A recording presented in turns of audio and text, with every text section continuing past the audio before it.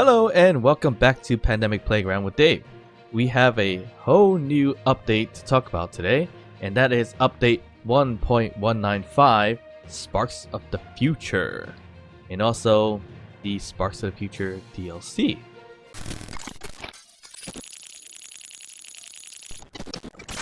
Alright, with update 1.195, we have a big item to talk about, and that is going to be the Hinge Block. And that is going to act very much like a rotor, but it only rotates at 180 degrees and not a 360 rotation. So a hinge block, as you can see right in front of me, can rotate up and down at 180 degrees. So it doesn't rotate 360 and it acts very much like a rotor block. Alright, so the hinge block itself does come in large grid form, as you're going to see here. And it also has its own separate part, or the attachment or head as they may call it, for the hinge block itself. So you can actually remove just the head and keep the hinge part together, and if you go to the control panel or so, you can actually add a new head, whether it is going to be a large grid head or a small grid head. So if you want to put in a small grid head, it would look like this. So if you put a small grid head, you'll be able to attach small grid blocks onto the head of a large grid hinge. So that gives you more creative ideas, but it's very similar to what we already know or can do with rotors. And in addition, we do have the small grid hinge, as I mentioned before, where you can plop onto a small grid ship or a small grid base if you ever do plan to make a small grid base. But there is also a medium hinge block as well. And when we say medium, that generally means a small grid block, but it fits like a large grid. So basically, the 3x3 hinge, as you see here, is really meant for a small grid, but it's almost the same size as the large grid. So you can get very creative with this new hinge block, and I'm very excited about it because you can do many things with it. And for an example, you can do a proper box closing with one hinge instead of a rotor, as you can see in the box I made for Valentine's Day back in February. So we have one hinge that actually closes the door instead of having one rotor to make that closure. And it makes it look a little bit better in terms of having this door closed with one or two hinges. Right now I have one hinge, but if I added a second one, we will be able to close it from here. The only problem I have with the hinge is that it doesn't create a great seal. So looking at this box itself with the door closed, you see that it's slightly opened because the hinge is hitting this block here. That doesn't make it a nice closed seal. So I try to play around with like a half block and these half slope blocks just to kind of make it seal a little bit better. And it looks a lot better than what it is before, which was all regular blocks, but it still has this issue where it doesn't close all the way, which is perfectly fine for most cases, but that's my only issue that I have found with this hinge block. So one of the cooler things that you can do with the hinge block is that you can attach it to a landing gear and make it come up and down in terms of getting the landing gear on the ground. So as you see here, the landing gear is going to be able to touch the ground, but if we had it on a hinge block, we can go into control or put on a toolbar, and on the hinge itself, we can make it go and retract. So we can hide our landing gear if we need to. So that's one of the cool aspects of the hinge block that's part of this update. And of course, you can do much more with this, which I'm very excited to have as well. Alright, so another cool item to have in the 1.195 update is the alphabet symbols or letters. Basically, you can attach a variety of letters, as you see here, in large grid or small grid format. So you have A, B, all the way to Z, basically, so you can play around with and spell things out on your ship, on your space station, on your base, or anything like that. And of course, as I mentioned, it comes in small grid and large grid format. So for a good example, we have the Pandemic Playground all written out on the built out logo here. So we were able to spell out the whole entire thing with these letter blocks. So basically, if you were to go to the symbols items, you have A to Z, you also have 1 to 9, and of course you have some symbols like the hyphen, underscore, dots, apostrophes, and colon, exclamation mark, and question marks too. And of course the 0 and the O looks very similar, so probably can interchange that as well. Which that's pretty cool if you want to name your ships, name your base, have that listed there, or if you want to list out like different parts of your base, that's, let's say, control room, battery room, or something like that, you have the ability to do so with these cool letter blocks. Alright, so with the addition of the update, we also have, and finally, small grid doors. And that is this here. So I built a little thing on the platform. It's all small grid, and you can plop on this small grid sliding door, as you see here. So if you were to make, you know, let's just say a modeled big ship based on small grids, you can finally add these little doors here for like air pressure preferences and things like that, or just to have an entryway for it, which is a pretty cool idea, to be honest, and it's a good addition to Space Engineers. And also, one of the biggest items part of this update is going to be weather effects, or automatic weather based on where you are in terms of atmosphere. So basically, you can have things like fog, sandstorms, snow, thunderstorms, and rain, depending on where you are in a planet or in a biome, basically. So in order to control that, if you're on the PC, Alt F10, and you're usually on admin tools, but if you switch to weather, you can have full control of this weather. So you can modify the weather depending on what planet they are, what kind of different weather storms that exist or weather that exist, and plop them here. So for an example, if I want to have a heavy thunderstorm, I'll replace the weather and we're gonna have a nice little thunderstorm happening very soon. Or if there's any ideas of changing it to maybe some kind of snowstorm, let's say a heavy snowstorm, and let's have that run a heavy snowstorm to currently where I am, we're gonna have some snow falling pretty much immediately. There we go. So we have our nice little snowstorm over here, a heavy snowstorm which you can pretty see anything, but it will affect your survival adventures, because if you have fogs and snow and things like that, it can restrict solar energy from your solar panels, and also affect your turbines for like wind energy as well. So it makes a bit of a difficulty in terms of survival. So I gotta say, the automatic weather is pretty cool for each planet and that has atmosphere. The only thing I have a problem with is probably going to be the fact that removing weather, it's only temporary. So basically doing this recording and trying to show off some of the new items, I hit remove weather, but the weather keeps coming back after a while. So if I spend too much time like sitting here and talking about a hinge block or whatever, eventually the weather does hit me and I'll see in this specific area some sandstorms. So that's something I'm not a big fan of. I was hoping to have an option where I could shut off the weather entirely. Maybe I don't know where that is, but of course leave a comment and let me know if there is a way to stop weather from coming entirely. But for now, I've been removing the weather as I see it coming in. But I do like the weather system. It does make it interesting. It does make survival slightly difficult, especially if it is going to block out the sun for solar panels or change the wind for turbine energy in that case.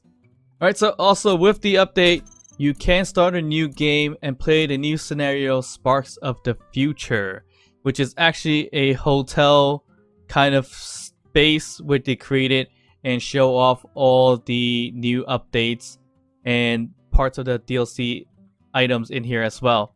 So probably a cool place to check out. I haven't checked it out just yet, but I'll probably check it out in the future and show it to you guys as well. So other than that, there are new few free updates or free content part of the 1.195, and that is of course going to be new LCD posters, and I'll let you guys find out those posters yourself. Alright, so I gotta say, one of the coolest features that I enjoy myself is having as part of the Sparks of the Future DLC is this ginormous LCD screen. So basically, having this DLC, you would have this type of sci-fi LCD panel, which is called a 3x3.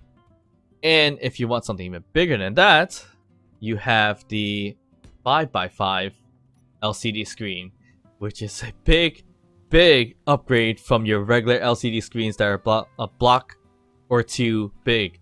And you can do a lot with these LCD screens with posters, adding your own text and whatnot onto here, which is a pretty cool addition with this DLC pack. So with the Sparks of the Future DLC, there's many cosmetic items that you can have for purchase, which is not bad at all, because if you want some cool cosmetics, because you can have many things like this. Neon tubes. If you enjoy having more color in your space station, spaceship or whatnot, you can add these things called neon tubes. And neon tubes have a variety, basically.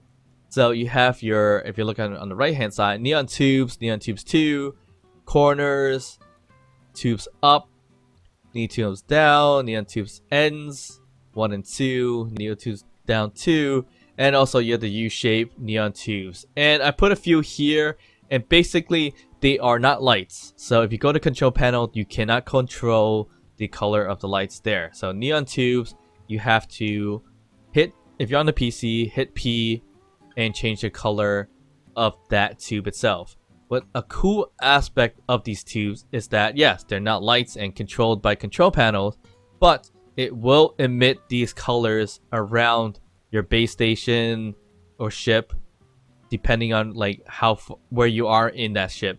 Next, we have the thrusters, atmospheric and ion thrusters.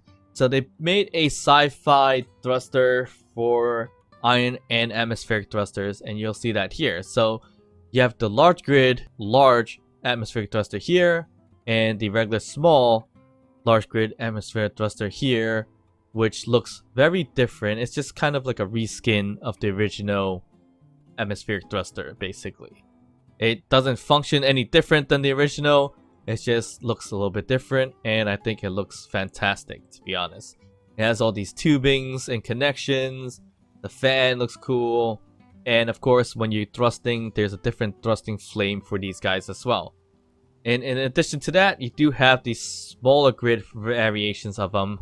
And that's the small grid, large atmosphere thruster, and also the small grid, regular size thruster there, atmosphere thruster there.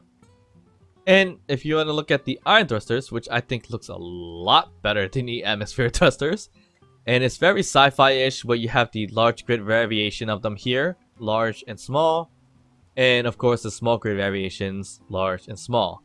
And the flames look pretty cool and sharp when it comes to moving them or flying them around. Alright, so the next item up in the DLC pack is going to be the interior walls, and that is going to be this item right in front of us. It's a reskin of the original interior walls, which kind of gives a little bit of lighting for your base or design, or spaceship or design, and you'll see that it's more curved. It has a little bit more elegant design to it, and here is the front of it, side of it, and also the other side of it as well. The original one looks like this here, and that has a cool design too, but this one has more details like the electric hazards, a little bit of serial numbers, danger, high voltage, and stuff like that. So it's a cool little redesign for this pack. And of course, the next items that we're gonna have here is the control panels and buttons for the Sparks of the Future DLC. So as you see here, this is a control panel. If we get into it, you have the show block terminal, show block toolbar config, and this is the sci-fi control panel. So this is a reskin of the original vanilla control panel, which is this here. So if you want a larger screen, a larger terminal to put on your spaceship, base, home base, or whatever you want to call it, you have this nice big terminal versus this smaller control keypad, I would probably call it. Alright, so the next item in terms of buttons, we have finally a nice large grid button to do certain things. So if you were to go into it, you can set up actions for this button so that you can launch a variety of different actions to it instead of having that 4-panel button system that is for the large grid. I know the small grid have a button similar to this thing here, but now the large grid has a terminal with a button or a single button instead of having the original 4-button control panel here for a large grid.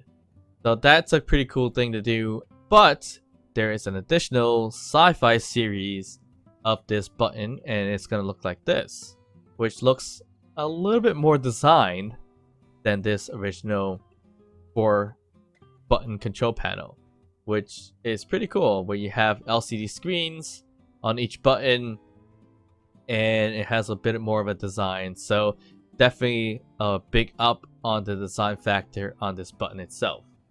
We also have Sci-Fi Bar Counters like these. So basically it comes in two forms. You have the regular Sci-Fi Bar Counter and also the Sci-Fi Bar Counter corners. So of course the counter corner is over here, and this one here, and the regular Sci-Fi counter will be this one here, which is a pretty cool addition where you'll see the Clang Cola on its side and in this little mini fridge along with some Cosmic Coffee. Not sure why there's none in the counter corners in the middle mini fridge, but it does have a sink if that counts for anything. Alright, so with most of that covered, we still have a little bit more to go, but of course we have something else involved with small grid, and that is going to be small grid doors. As you saw, free content, you have a small grid door, but with the DLC pack, if you were to purchase that and download it, you have this nice sliding door for small grids. Alright, in addition to the DLC pack, there are armor skins involved as well, so we check them out here. We have the neon colored lights armor skin, neon colored surface armor skin, and lastly the sci-fi armor itself. So if you were to select this and paint our surface here, you have the sci-fi armor skin, which looks like this.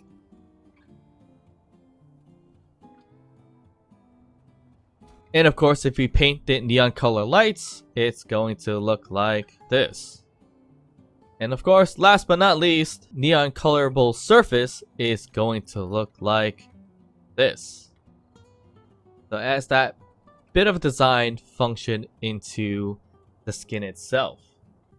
And of course, one of the best parts of the DLC are emotes. One of my favorite things in Space Engineers is the emotes, and we have several new ones for the Sparks of the Future DLC. We have a new emote called Come Here, Baby.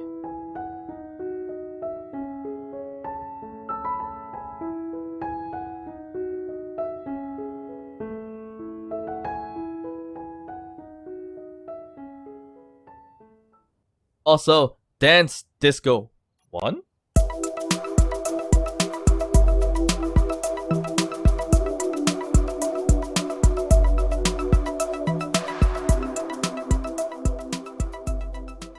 And of course, why not add Dance Disco 2?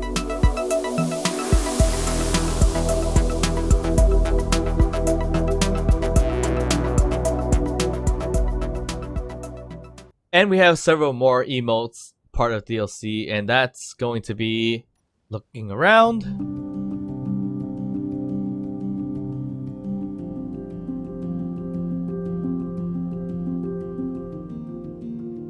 stretching,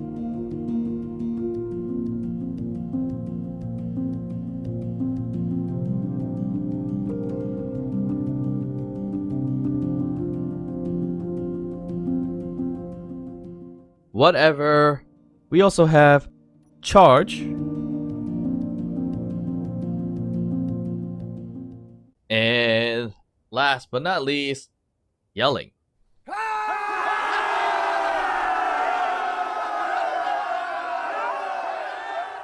Alright, so that's all we have for the new update of 1.195 and also Sparks of the Future DLC pack.